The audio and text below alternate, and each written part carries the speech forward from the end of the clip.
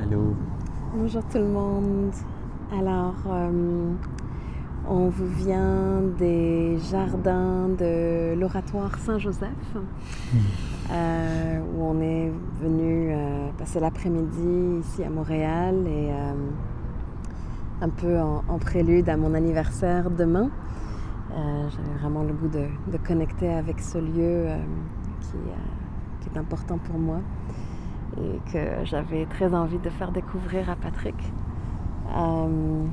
Alors voilà, on est aussi le jeudi, 2 semaines après notre premier partage. Alors on vient honorer cette entente aussi entre nous et entre nous.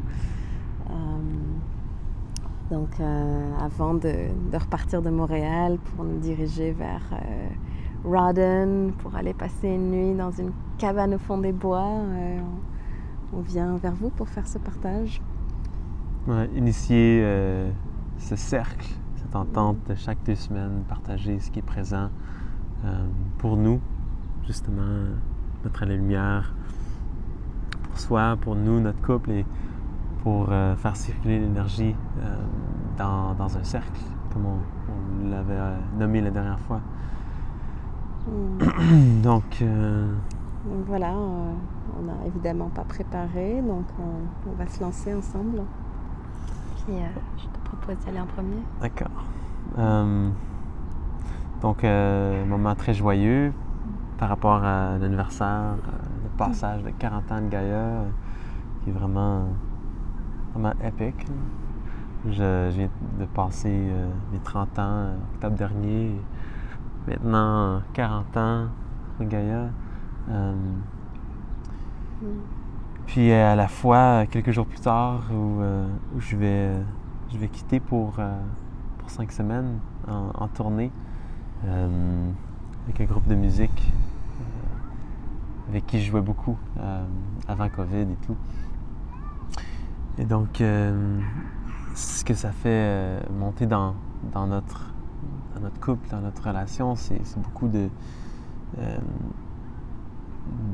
peur de mon côté, de peur de distance, peur de répéter les mêmes patterns du passé qui ont été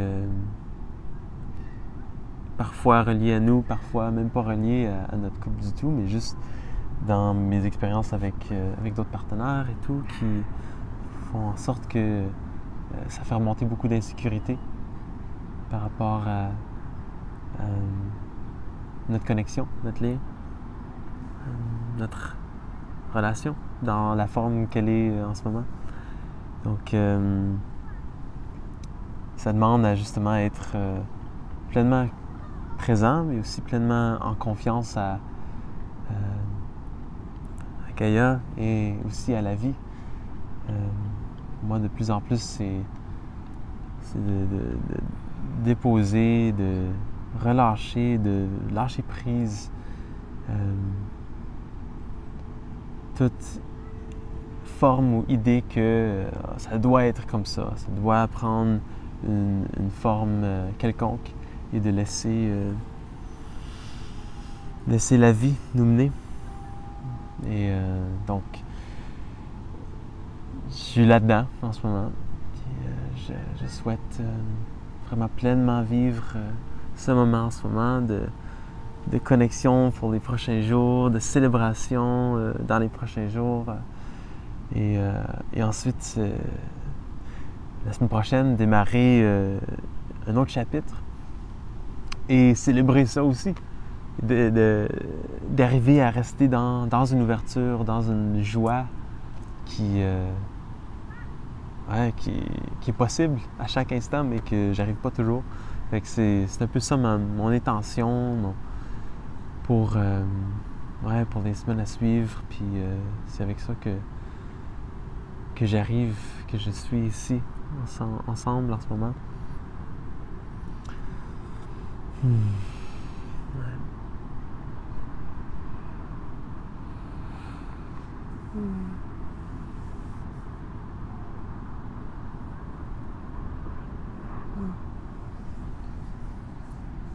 Merci.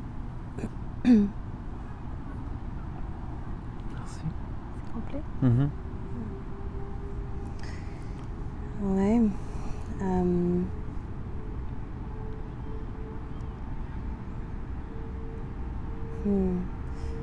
Ouais, ben je rebondis un peu sur cette thématique que tu viens ouvrir, Patrick. Évidemment, les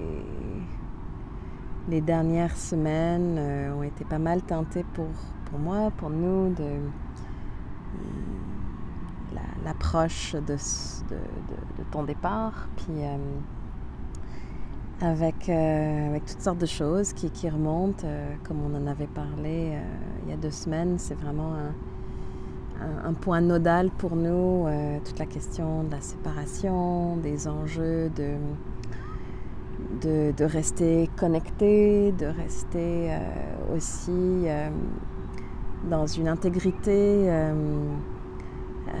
énergétique, c'est-à-dire de ne pas aller dans l'intégrité tout court déjà, donc de ne pas aller chercher à être avec d'autres personnes et puis à connecter énergétiquement avec des personnes sur un plan, mettons, de toutes les énergies qui se situeraient en bas du cœur. Puis c'est ça, c'est un peu ça qui est présent pour nous, comment on va faire pour naviguer ces prochaines semaines, etc., avec des peurs et tout ça. Et puis moi, je me suis réveillée quasiment tous les matins avec comme première pensée un jour de plus, un jour qui me rapproche de ton départ. Puis tout de suite, au réveil, première chose que je ressens, c'est la boule dans le ventre, le cœur qui contracte. Puis ma journée démarre avec ça. Puis c'est vraiment très inconfortable. Mais ce matin, c'est la première fois que ça me l'a pas fait. Wow. Nice. Puis je crois que un des éléments qui participe à ça, c'est que hier soir, on a accueilli Martine, la maman de Patrick, qui est venue passer la soirée, la nuit chez nous. Puis on s'est fait un tirage de cartes. Et puis j'ai tiré la carte, donc j'ai demandé guidance, n'importe quel message pour cette période de transition là en ce moment. Et la carte qui est sortie, c'était une carte complètement noire. J'ai écrit nothingness, le néant, le rien, le absolument rien. Mais ce rien qui est complètement, ce vide qui est complètement plein de toutes les potentialités. Et ça me rappelait juste vraiment encore à quel point chaque instant est complètement vide en lui-même et qu'il est coloré par la manière dont on le colore justement par nos histoires, nos croyances, nos pensées, nos émotions et puis tout ça. Puis ça, évidemment, je le sais. Mais c'est comme si hier soir, ça a comme descendu un étage de plus en moi, de me dire comme j'ai vraiment pas envie de passer les 5 prochaines semaines à me morfondre sur mon sort et à me créer toutes sortes d'histoires. Et fait que voilà vraiment comment je choisis de le voir. Et je vois que petit à petit aussi, cet espace où Patrick sera pas là, se remplit de plein de potentiels, de plein de moments heureux qui se préparent, de rencontres, d'expériences qui vont être tout aussi enrichissantes. Et donc c'est vraiment de le voir comme, ok, comment est-ce que je peux le vivre comme un moment où je me nourris d'autres éléments et puis aussi que je le prends comme une expérience pour vraiment sortir de mes patterns, sortir de mes schémas, sortir des chemins que j'ai empruntés 1001 fois et dont je connais l'histoire par cœur et la finalité aussi, et puis vraiment comme de forger un nouveau chemin à partir de l'infini potentiel qui est là chaque jour, chaque instant. Et ça, c'est un choix conscient et une responsabilité entière qui m'appartient. c'est comme ce matin, je me suis vraiment réveillée avec ça. Puis je pense que en plus de ça, comme c'est mon anniversaire demain, je sens qu'il y a vraiment cette page qui s'ouvre, ce nouveau cycle qui recommence. Puis je suis comme, est-ce que je veux vraiment... Tu sais, comme je te disais, là, ces derniers jours, je voyais le départ de Patrick 4 jours après mon anniversaire comme tellement une grosse montagne sur laquelle je focalisais beaucoup de mon attention, qui faisait que je voyais même plus mon anniversaire qui arrivait. Puis les enfants étaient comme « Oh maman, tu dois être tellement excitée !» Puis j'étais comme pas vraiment, parce que justement, je voyais plutôt la montagne de ton départ en arrière. Et je suis comme, est-ce que c'est vraiment dans ces énergies que je veux rencontrer cette nouvelle année, cette nouvelle décennie? Et puis clairement non, quoi. Et ça m'appartient complètement de choisir ça ou pas. Et puis ça a été vraiment intéressant parce que j'ai vraiment vu dans les 2 dernières semaines tellement la réalité autour de moi s'agencer de façon à vraiment mettre la table pour potentiellement me retrouver dans des situations où je répète des anciens patterns. Il y a beaucoup d'hommes qui se sont présentés dans mon champ, qui cherchent à connecter avec moi, avec des intentions et des énergies qui sont vraiment pas claires. Et puis je vois que tous ces âmes qui arrivent dans mon champ de conscience, dans mon champ énergétique, c'est aussi parce que malgré tout, il y a des espaces, des parties en moi qui, elles, sont tentées d'ouvrir et justement de rejouer l'histoire qui s'est déjà jouée 1000 fois. Je le vois, je me vois aller, je vois la réponse directe de ce que l'univers crée en réponse à ma vibration, à mon énergie.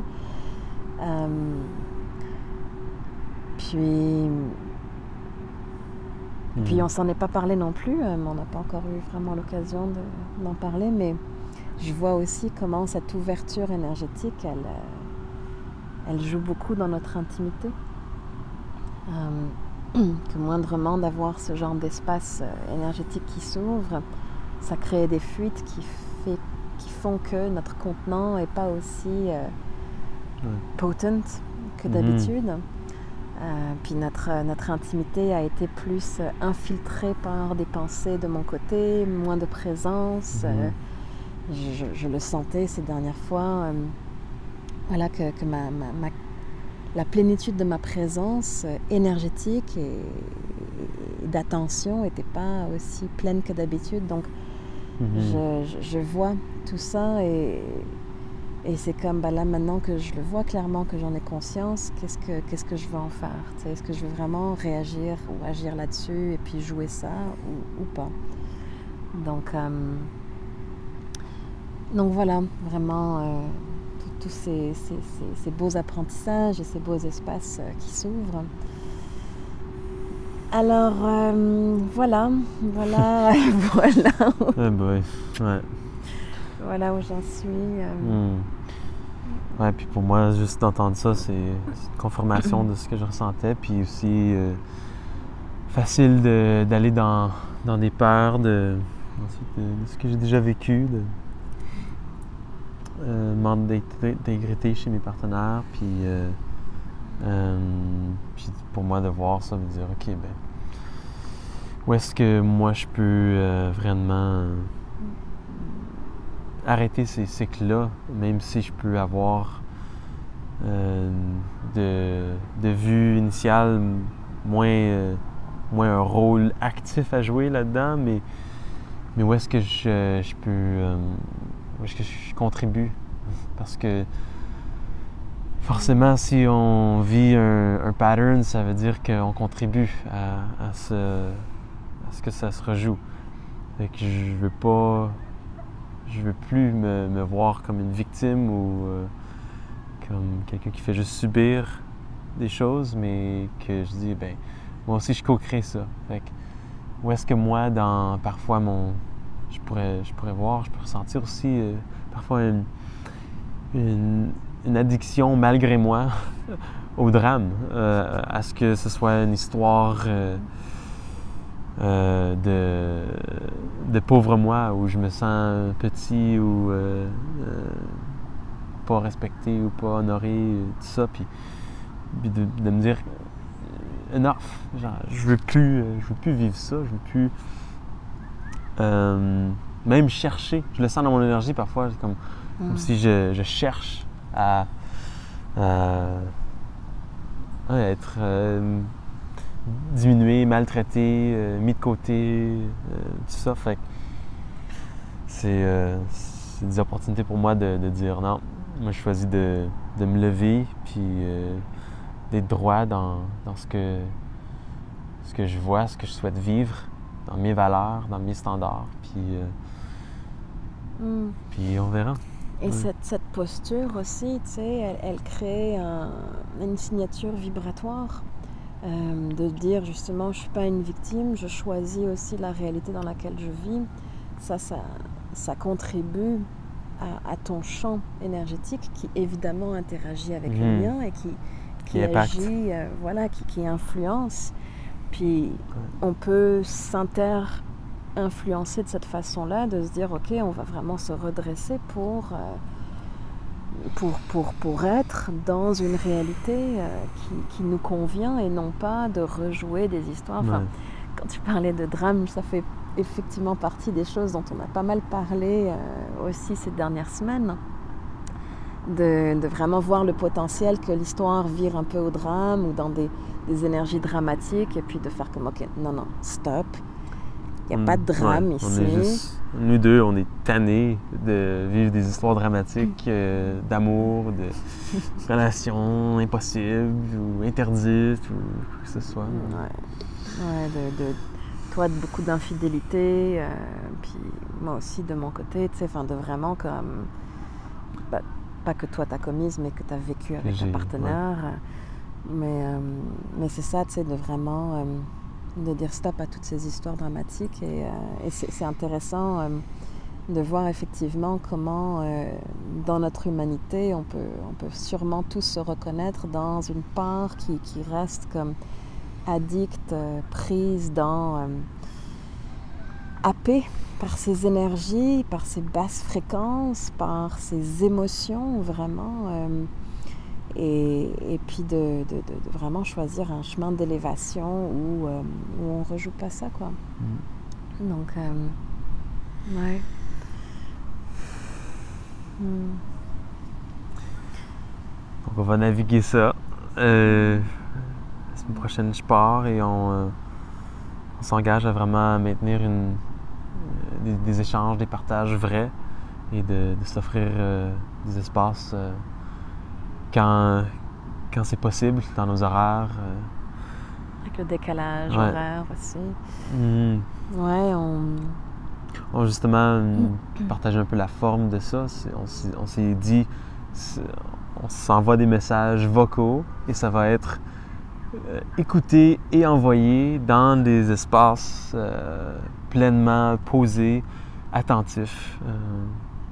Justement parce que quand on est dans le mouvement, soit à la maison ou en tournée, dans le bus, en train de charrier des choses, si je suis en train d'écouter un message vocal vraiment deep pendant que je suis en train de faire un soundcheck et en tout cas, dealer avec des choses techniques, bien, c'est pas la même présence que si c'est comme à la fin de la journée, j'ai pu vraiment me déposer énergétiquement, puis là, je peux écouter un message, puis le recevoir pleinement d'un